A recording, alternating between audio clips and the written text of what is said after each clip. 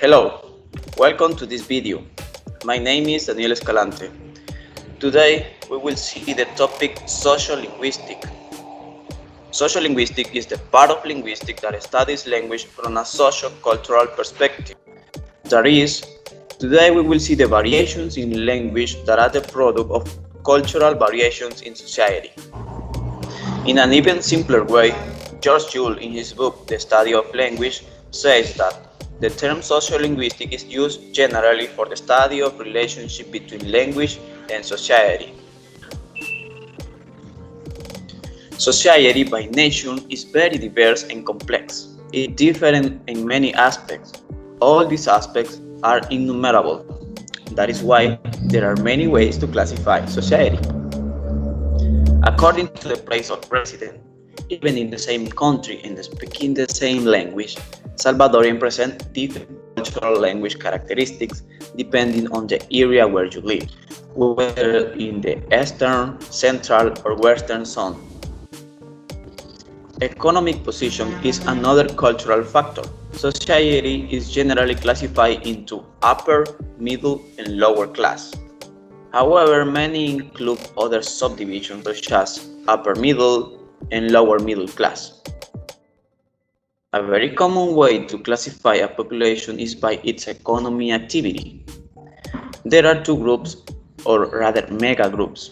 These are public sector workers and private sector workers. These can be very diverse and even classified according to the profession.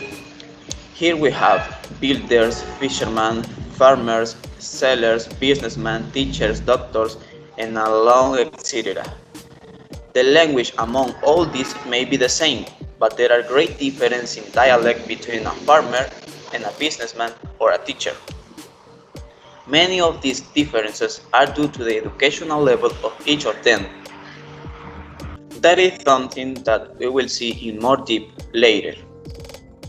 The religion. Have you heard an evangelical pastor and a Catholic priest speak? This difference in intonation, vocabulary, and accent is what sociolinguistic studies. As if that were enough, let's think for a moment about the differences between a religious person and an atheist. We will probably say that atheists are more vulgar. We will not discuss that. We will simply see it as a linguistic variation caused by religions. Education and occupations. Quoting George Jules, we generally tend to sound like others with whom we share similar education backgrounds and/or occupations. A man is known by the company he keeps. As I mentioned in the previous slide, the educational level and profession that a person performs has a lot of influence on the way they speak. The technical vocabulary is also part of the idiomatic variation resulting from the profession of each of one. For example, a doctor will use specialized vocabulary with their college. In the professions, many of these words will be unknown to a person who doesn't belong to this social group. In the same way, a group of builders use words, phrases, and a very peculiar accent among themselves. And it's possible that for a medical professional these terms are strange. Social markers. There are different patterns in the way of speaking of each social group. Some of these patterns are marked and easy to recognize, while many others are more discreet and seem to be hidden. So much that even the same person who presents them is not aware of it. In the English language, a very common marker is the way in which a person pronounces words with the ending ing. For example, in the word something, some people pronounce it as something, and this is fairly reliable indicator that this is a person of low class, with a low academic level, and/or inhabitant on a poor or marginal area. Another social marker occurs when people omit the sound of the letter H in some words, especially when they are found in the middle of a sentence. For example, When a person says, "I'm so angry," we can easily see that this is a low-class person. Before proceeding any further, I'm not saying this in order to offend anyone at all, nor do I say that by a simple sentence we can 100% sure that this person belongs or not to this social class. For that, we must take into account the rest of the conversation and the context where we are. Okay, let's continue. Jargon and slangs.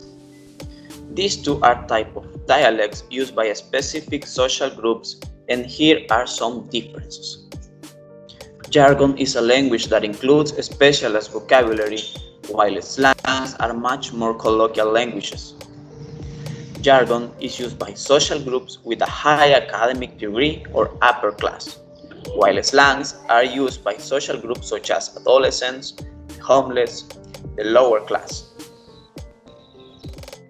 In conclusion, in this short video we studied the term linguistic, which is the association between cultural and linguistic variations in society.